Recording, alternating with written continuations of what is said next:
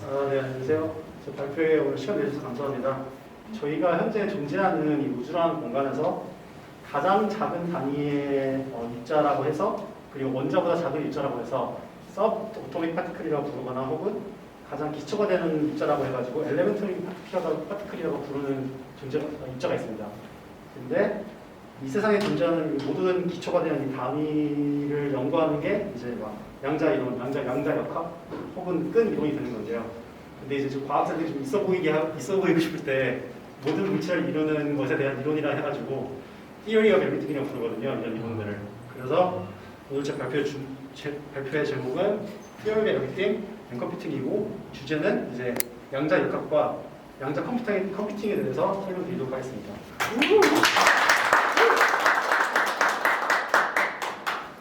네, 오늘 발표할 내용은 다음과 같습니다.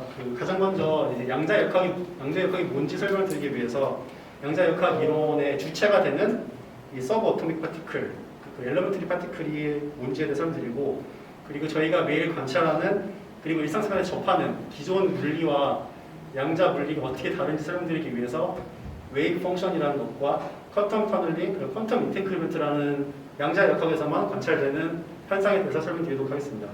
그리고 마지막으로는 이 관찰되는 현상들이 어떻게 컴퓨팅으로 사용될 수 있느냐에 대해서 설명드리도록 하겠습니다.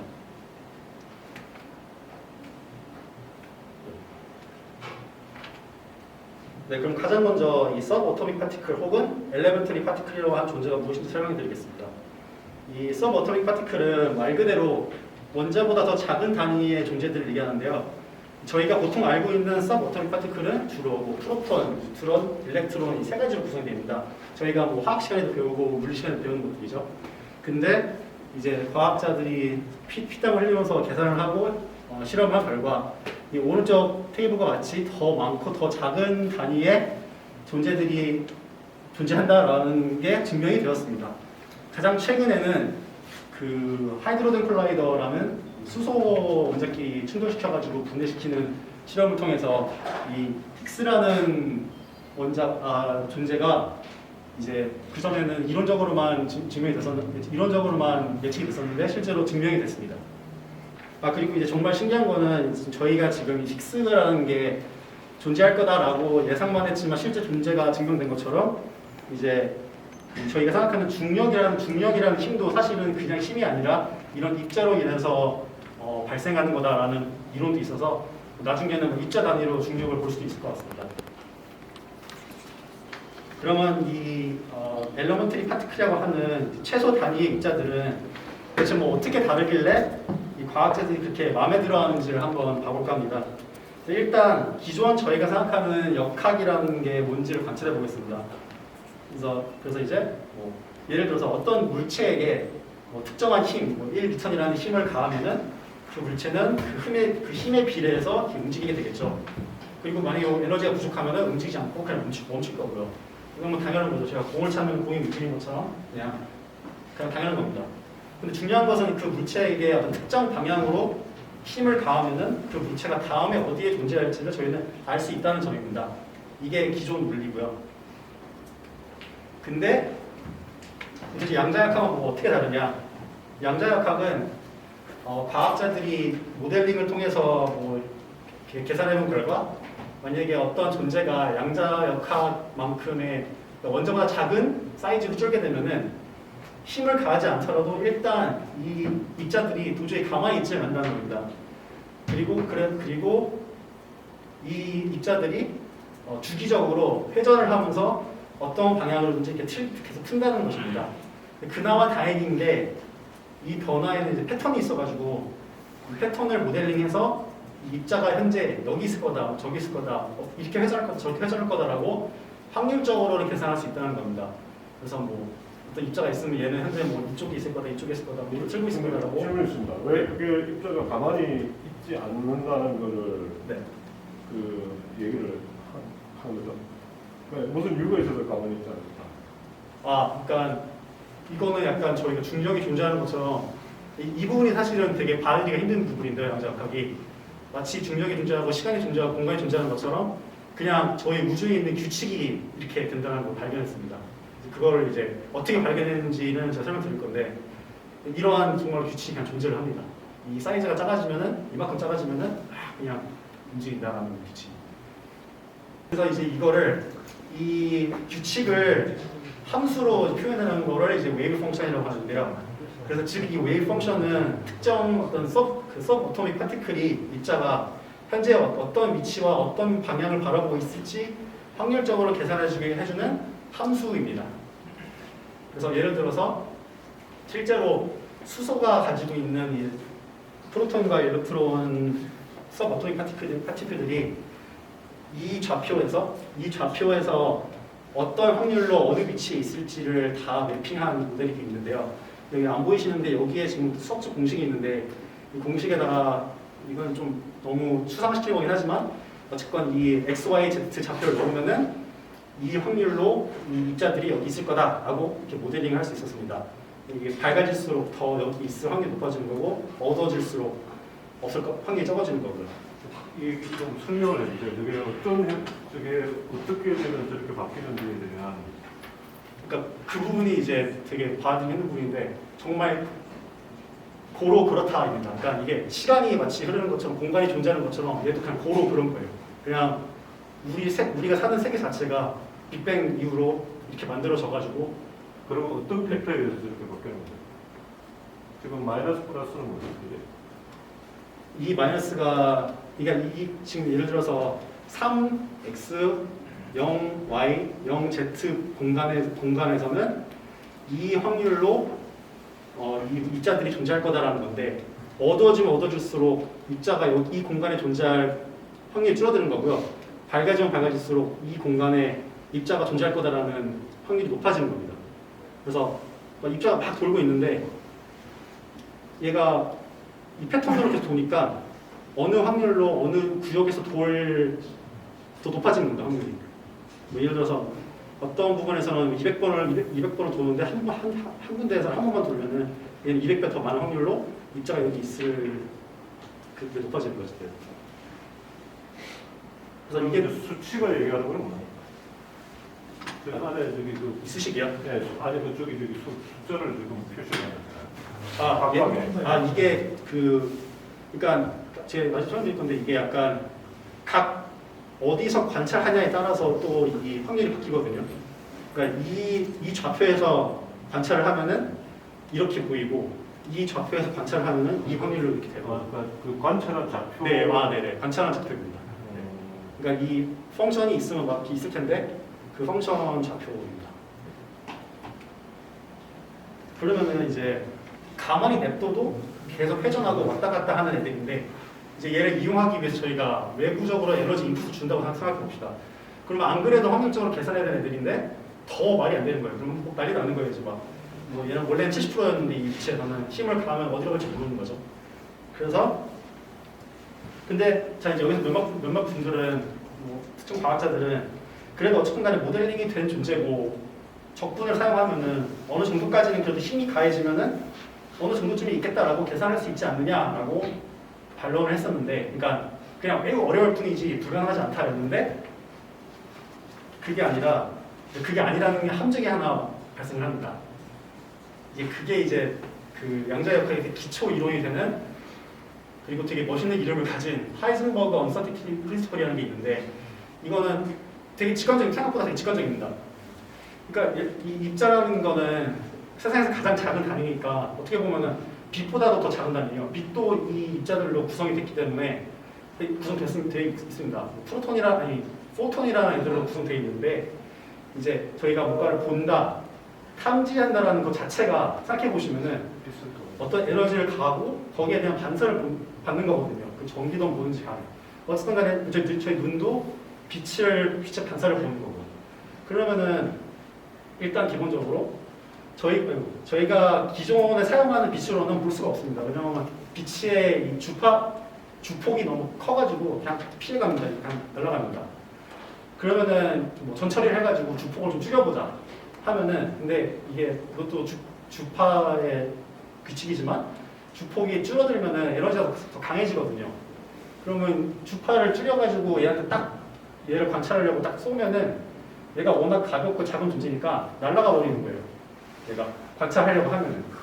즉 그게 무슨 말이냐면은 저희가 관찰이라는 거 하는 것 자체가 현재 얘 상태를 보려고 관찰을 해야 되는데 관찰을 하는 순간 얘는 다른 상태가 돼버리는 거니까 뭐 방법이 없는 거죠 한마디로. 그러니까 순간적으로 얘 과거 모습을 볼 수 있는데 현재 모습을 볼 수가 없는 거예요. 보려고 하는 순간 날아가 버립니다. 날아간다는 거 오각이 표현은 하지만 순간에 상태가 바뀌니까요. 그래서 이것 때문에 저희가 뭐 인터넷에서 많이 보실 것 같은데 슈러딩거의 고양이라고가 박스 안에 고양이가 들어가 있는데 내가 박스 열지 않으면 얘는 죽었는지 살았는지 모른다. 어느 순간 결정이 된다. 뭐 이런 얘기를 얼핏 들어보셨을 거예요. 그게 이런 이론으로 인해서 나온 거고, 그래서 관찰하기 전의 입자를 슈퍼포지션이라고 정의를 합니다. 그러니까 확률적으로는 얘가 어디 위치한지 알 수 있는데 정확하게 어딘지는 몰라요. 왜냐하면 알려고 관찰하는 순간 바뀌어버리니까. 그게 이제 쿼텀 메카닉스가 가진 첫 번째 법칙입니다. 사기치기 같은 거. 어썸션을 하려면 어썸션이 틀린지 맞는데 확인을 할 방법이 없는 거예요. 되게 패러독스예요. 그래서 사람들이 되게 막 좋아하기도 하고 싫어하는 건데, 근데 이제 이걸 그나마 좀 유발할 수 있는 방법이 나옵니다.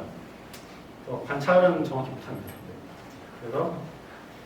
그리고 이걸 오히려 사용하고 있어요. 저희가 컴퓨팅할 때. 두 번째, 그리고 솔직히 말해서 저는 여기까지는 뭐 직관적이잖아요. 그냥 뭐 워낙 작아서 측정하기 어렵다. 결과적으로 여기 한마디인 건데, 두 번째 규칙부터는 거의 약간 마법입니다. 그러니까 저희가 고등학교 때 빛이라는 게 입자와 파동 둘 다의 규칙을 가지고 있다는 걸 얼핏 못 기억하실 거예요. 근데 그게 왜 그런 입자와 파동의 성질을 가지는지 설명이 없었을 텐데, 그 이유가 이제 이 빛이라는 것 자체도 서브어토믹 파티클이라는 포톤이라는 애로 구성이 돼서 그런 거거든요. 포톤들이 밀집되면은 입자처럼 행동하는 거고, 퍼지면은 워낙 개수별로 이렇게 있으니까 파동처럼 나가는 거고요. 근데 이 빛의 파동의 성질을 보면은 한 가지 특이한 점이 있습니다. 그러니까 원래대로라면은 지금 이 그림에서 설명드리자면 원래대로라면은 빛이 나가요. 빛이 나가면은 부닥치는 순간 수학적으로 계산해 봤을 때 100% 반사가 돼야 됩니다. 그러니까 여기에 뭐 무한적인 배리어가 있어가지고 이쪽으로는 빛이 원래 나가면 안 돼요. 수학적으로 계산해 봤을 때. 근데 보시다시피 아주 조그맣게 여기 빛이 나가는 것을 볼 수 있습니다. 이거를 뭐 frustrated 어쩌고저쩌고 부르는데, 이 법칙이 있는데 사람들이 이게 왜 이런지 증명을 못했어요 옛날에는. 근데 양자 입학을 통해서 앞에 물리적인 말도 안 되는 엄청난 물리적인 뭐 벽이 있어도 그 벽이 만약에 되게 얇다면은 뚫고 나갈 수 있다는 것이 증명이 됩니다. 제가 네. 단순하게 얘기할 수 있으니까 그러니까 단순한 그 개념에서 빛은 우리가 생각하는 빛은 이렇게 우리가 지금 눈으로 볼 수 있는 것들이잖아요. 네. 근데 울트라 바이올렛 쪽으로 가면 빛이 반사가 안 돼요. 특히 우리가 지금 뭐 이렇게 얘기하고 있는 UVC나 이런 것들은 전혀 반사가 안 되는 것들이거든요. 그래서 이거는 조금 이제 일반적인 그 빛의 논리고 실질적으로 빛을 세분화하면 우리가 지금 얘기하는 현상하고 전혀 틀린 현상인 거예요. 근데 그 빛조차도 특정 각도라 해야 되나 환경에 해야 되나라고 하면은 100% 반사가 돼야 되는데도 불구하고 아주 미세하게 통과하는 부분이 있습니다.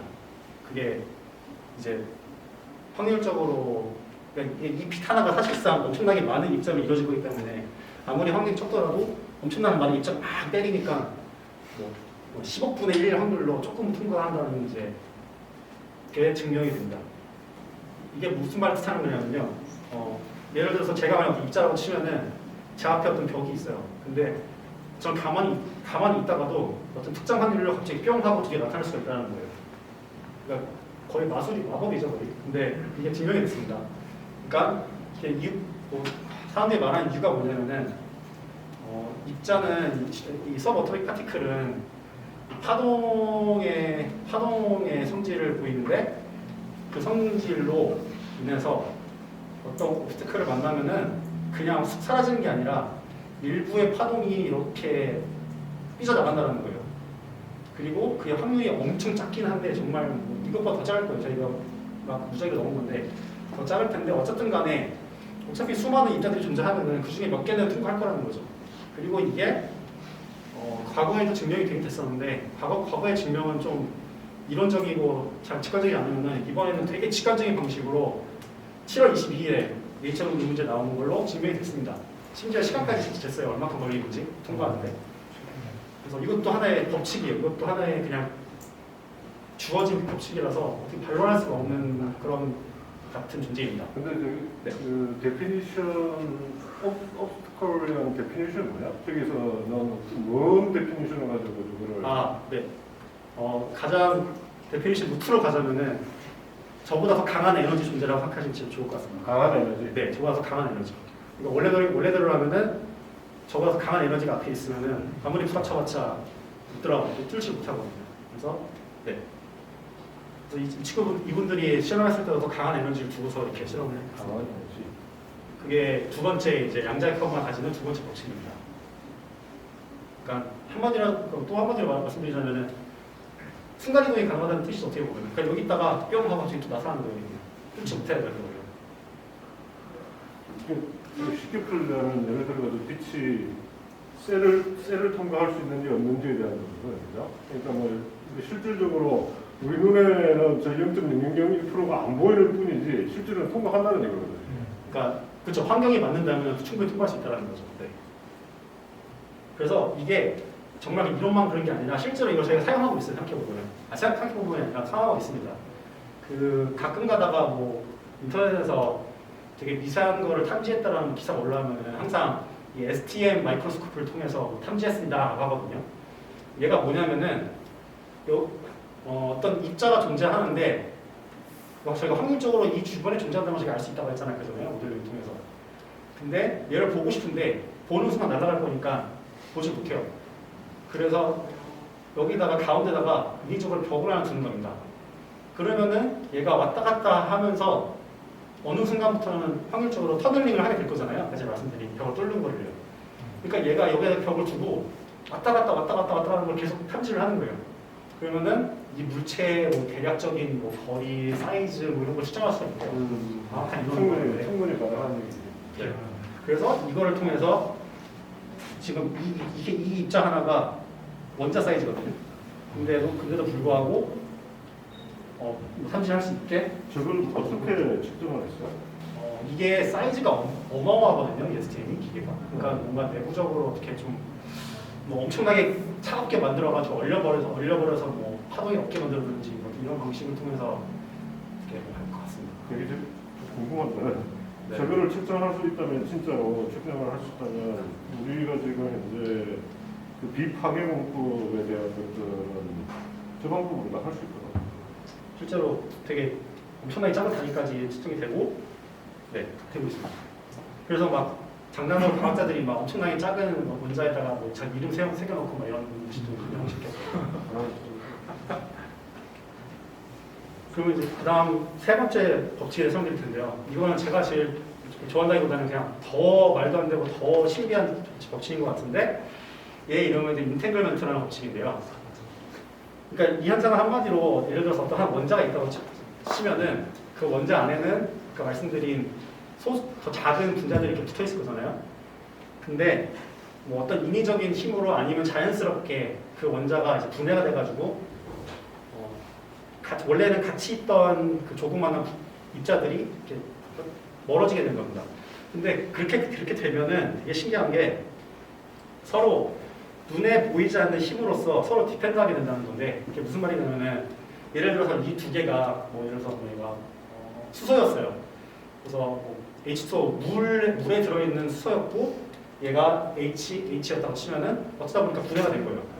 근데 그러면은 얘랑 거리가 예를 들어서 엄청 멀어져가지고 거리가 전혀 상관없고 심지어 그리고 에너지로서도 서로 뭔가를 전달할 수 있는 만큼의 힘이 없어서 완전히 정말 완전히 분리가 된 상태에서도 얘한테 뭔가를 건드리면은 얘가 반응을 한다는 게 반응을 해요. 뭐였죠? 그게 되게 신기한 게 그냥 그런 거예요. 설명 못한다. 설명을 못해요. 그러니까 아니, 이론이 있어요. 이론은 있는데 막 말 그대로 이론뿐이라 뭐 그쵸. 예전에 저도 양대 관계학 때 배웠는데 몇 개 법칙에서 뉴턴 1법칙 이런 거 밀면은 가속도가 생긴다 이런 것처럼 그냥 법칙이에요. 그것 중에 하나인가요 혹시? 그쵸. 그러니까 말씀드렸듯이 그냥 그렇게요. 시간이 있고 공간이 존재하는 것처럼 그냥 그런 거예요, 진짜로. 네. 그러니까 빅뱅이 발생한 순간부터 규칙이 만들어져가지고 규칙이 좀 보여줬고요. 연결까지 했었으면 잘했을 거야. 저게 줄어들면 안 되는 거 너무 없거든. 실험적으로 증명됐다는 좀 네, 증명됐어요. 증명은 됐는데 설명해도 그리고 같이 네네네. 지금 여기 보여드릴 술 건데. 먹고 논쟁하는데 아무도 일하고 없어. 그래서 그러니까 저도 이게 되게 항상 이거를 제가 찾아봤을 때 찾아본 게 what causes it 왜 쳤는데 아무도 몰라요. 그냥 왜 그냥 그런 거예요, 진짜로. 저희가 뭐 뉴턴이 사과가 떨어졌을 때 물론 걔가 뉴턴 설명한 거는 그냥 무게가 있으면 그냥 존재하면은 중력이 있다라고 하는 건데 중력이 왜 존재하는지 아무도 모르잖아요, 사실. 그냥 존재한다고 알고 있죠, 중력이라는 게. 마찬가지로 얘도 존재하는 거지 왜 존재하는지 아무도 몰라요. 이론이 있죠. 네. 그래서 얘도 마찬가지로 증명이 됐습니다. 아까 전에 터널에도 증명된 것처럼 증명이 됐어요. 어떻게 증명했냐면요. 간략하게 빠르게 설명드리면은 여기 이 과학자들이 여기다가 하나의 원자를 보내서 이 시점에서 두 개로 분리되게 됐습니다. 그리고 얘는 그냥 직방으로 쭉 여기까지 가게 했고요. 그리고 얘는 여기 이런 애들을 통해서 이렇게 회전을 시키면서 가게 한 거예요.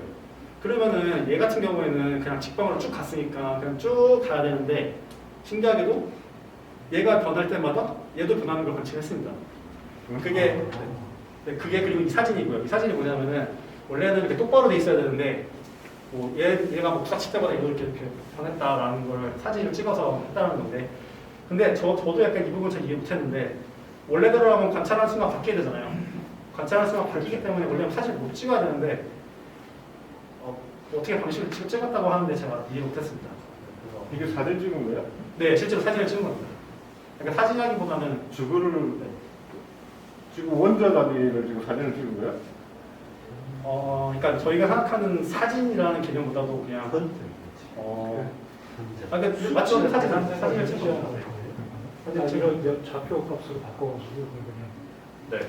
주로 그렇게 하더라고요. 그러니까 주변 환경이 바뀌는 걸 약간 어떻게 탐지해가지고 이렇게 했을 것 같은데 이럴 거다라는. 아니 카도란 아니에요. 그게 실제로 존재하는 건 맞아요. 근데 이제 저희가 생각하는 기존의 사진은 아니라는 거죠. 그냥 모델링해서 만든, 그러니까 현상을 탐지해가지고 만든 거지 실제로 빛이 반사돼가지고 수식을 모델링해서 네. 이렇게 형상화시킨 네. 거다. 그래서 얘도 결과적으로 증명이 돼가지고 받아들였습니다. 이 같은 경우에. 그리고 중요한 게 터널링이랑 이 인테그럴트라는 현상이 실제 자연에서 발생을 해요. 저희가 좀 안 좋은 토픽이지만 암에 걸리는 이유도 가끔가다 말이 될 때가 있는데 말이 안 될 때가 있어요. 갑자기 DNA가 지 혼자서 변경돼가지고 암일 때가 있거든요. 그게 설명이 안 됐었는데 이런 인테그럴트랑 그 터널링을 통해서 증명이 됐습니다. 한마디로 원래는 가만히 있어야 되는 애한테 뭔가 들어가서 된 거기 때문에 어떻게 들어갔느냐 증명이 안 되는데 이제 양자역학 레벨로 가면은 인풋이 있을 수 있다는 거죠. 암하고 연관이 있잖아. 그게 암하고 연관이. 그러니까 정확히 말하면 DNA 뮤테이션에 연관이 있는 건데 DNA가 지 혼자서 갑자기 확 변할 때가 있거든요. 매우 적은 확률로. 근데 그게 잘못되면 암이 되는 건데 그런 경우에도 뭐 연관이 있다고 합니다. 암은 조금 틀린 얘기인 것 같아요. 왜냐하면 우리 몸 속에는 암이 존재를 하거든요. 근데 암이 자기가 내가 죽겠다고 위급한 상황에서 세력을 모으면서 암세포의 그 발견이 되는 거지 실질적으로는 좀 틀린 얘기일 수도 있을 것 같습니다. 네, 그러니까 포인트는 그러니까 이제 DNA가 스스로 인풋 없이 바뀔 때가 있다라는 건데 물론 이제 개로 인해서 파생돼가지고 암으로 갈 수 있을 것 같긴 한데 그러면 암은 그냥 빼버리고 중요한 포인트는 이제 DNA가 스스로 바뀐다. 뮤테이션이나 네, 뮤테이션이 그러니까 unexpected 뮤테이션이 가능한 게 저것 때문이다. 네, 그렇죠. 네. 어떻게 계속되는가? 그래서 웃긴 게 이 인탱글먼트라는 거를 이제는 유튜버들도 그냥 맘대로 해가지고 관찰하는 시점이 왔어요. 이제 이게 이 사람이 약간 좀 이렇게 야매식으로 이렇게 뭐 포톤을 분리시켜가지고 그거를 관찰하는 유튜버가 있는데 실제로 이 사람 영상을 보면 되게 잘 설명하고 어떻게 관찰했는지 나오는데 하여튼 이런 시점까지 왔습니다 저희가. 저게 뭔데? 아 이게 저도 그냥 예시를 들으려고 친 거라 정확하게는 딱 이 시점은 생각이 안 나는데 제 기억으로는 이게 지금 이 레이저로부터 이제 원자가 나올 거고 이거를 분리시켜야 되는데 분리시키는 걸 셋업하는 과정 중에서 찍은 것 같습니다. 그럼 이제 여태까지는 양자 역학에 대해서 막 설명했는데 도대체 얘랑 컴퓨팅이랑 뭐 어떻게 연관이 있는 거냐라고 생각이 들 수 있어요. 그럼 이제 근데 이제 이 양자 역학으로 인해서 사실은 되게 큰 문제가 발생합니다. 저희가 현재 컴퓨터라는 존재는 이제 1과 0으로 돌아가는 거잖아요. 그리고 1과 0은 게이트로 인해서 생성되는 거고 전류가 흐르면 1이고 안 흐르면 0이고 그리고 그걸 조절하는 게이트고요. 현재까지 저희가 만든 게이트 중에서 트랜지스터 중에서 가장 작은 게 14나노미터까지 갔다고 해요. 14나노미터가 어느 정도냐면은 저희가 생각하는 뭐 코비드 바이러스보다도 더 작은 단위고요. 거의 원자 단위예요. 14나노미터는. 근데 이제 생각해 보시면은 아까 말씀드렸듯이 양자 역학에서는 터널링이라는 게 존재하잖아요. 그럼 얘가 이제 지금 이 정도인데 분명히 더 작아질 거란 말이에요. 트랜지스터가. 작아지면 게이트는 더 작아지겠죠. 그러면 이제 이 게이트가 양자 역학의 레벨까지 가는 거예요. 그럼 그 순간부터는 이제 뭐 전류가 막혔는데 갑자기 점프해가지고 갈 수 있다는 말이에요. 지금 얘가 워낙 작아지니까. 그러면 게이트의 의미가 없어지는 거죠. 막지를 못하니까. 물론 이제 항상 그렇지 않겠죠. 근데 어쨌든 간에 컴퓨팅이라는 거는 그렇게 되려면 내가 좀 굉장히 어마어마한 시간이 지나야 됩니다. 지금 이제 현존하는 기술로 저 정도까지 맞추려면 그렇죠. 이론적 아직까지 이론적인 거라. 그래서 이러한 현상이 발견돼서 이 문제가 될 거다라는 건데, 그러면서 과학자들은 그러면은 애초에 지금 문제되는 걸 그냥 뛰어넘고 이걸 해결하지 말고 아예 사용해 버리자가 되는 건데요. 그래서 그래서 원래 저희가 생각하는 이 기본적인 비트라는 거는 예를 들어서 2비트짜리 표현이 있다고 치면은 010, 11, 00까지 네 가지를 총 표현할 수 있죠. 그리고 이 네 가지를 표현하기 위해서 이제 뭐 게이트를 바꿔 쭉 하는 거고요. 그리고 이 네 가지의 값들을 유지를 하려면은 중요한 건 유지하려고 하면은 총 8개의 비트가 필요합니다. 그렇죠? 유지를 하려면요. 기억을 하려면. 근데 큐비트라고 하는 퀀텀 비트를 사용하기 시작하면은 말이 달라지는 게 모르는 상태입니다. 모르는 상태. 네, 모르는 상태입니다. 0도 아니고 1도 아닌 형태. 네, 맞습니다. 근데 관찰하는 순간 딱 얘가 되거나 얘가 되거나 얘가 되거나 얘가 되거나 될 수 있는 거예요. 그래서 그리고 되게 신기한 거는 이 관찰을 동시에 해버리면은 동시에 다 될 수 있는 거예요. 이게 한 번에 그냥. 그러니까 이 기록을 고작 2비트 가지고 다 기록할 수 있는 거예요, 이것들을. 그렇죠. 근데 더 난해해지고 더 미쳐지는 거는 이제 아까 말씀드린 인탱글먼트가 있잖아요. 그러면 지금 이거 두 개만 가지고도 이렇게 막 얘기했는데 예를 들어서 어떠한 입자가 있는데 얘가 뭐 엄청나게 많은 애들이랑 인탱글먼트를 시켜놓은 거예요. 그럼 얘가 관찰되는 순간 얘를 다 바뀔 거잖아요. 그 바뀌는 것도 어떤 우리가 인위적으로 뭐 전기를 연결해 놔서 바뀌는 게 아니라 그냥 법칙으로 인해서 바뀌어버리는 거예요. 그냥. 그러면은 이 비트 하나만 가지고도 뭐 엄청난 걸 다 표현할 수 있는 거죠. 인테그먼트를 제대로 시켰으면. 그거를 하려면 쳐다보는 순간을 플로어 시켜야 되는데 그러니까 네. 언제쯤 가면 그게 모르겠습니다.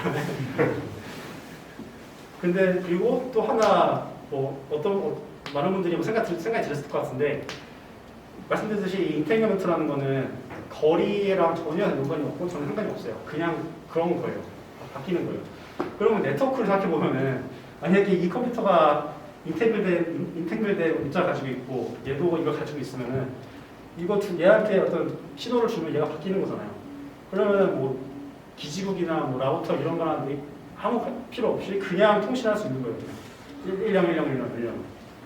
물론 이론적으로는요. 네. 그러니까 이게 만약에 실용화가 되면 엄청난 거죠. 뭐 네트워크를 그냥 아무 데나 가서 다 할 수 있는 거예요. 뭐 우주로 가서 할 수도 있고 뭐 할 수도 있고. 왜냐면은 이 법칙은 어디를 가도 다 똑같으니까요. 참 되게 이론적으로 나왔는데 그러니까 입증을 하려면 아, 그쵸. 그러니까 이 법칙들은 증명이 된 거죠. 법칙들은 다 증명이 됐는데, 근데 이제 이 환경을 만들고 뭐 입찰을 분리시키고 이런 거는 네, 아직은 그쵸. 가능하지가 않습니다.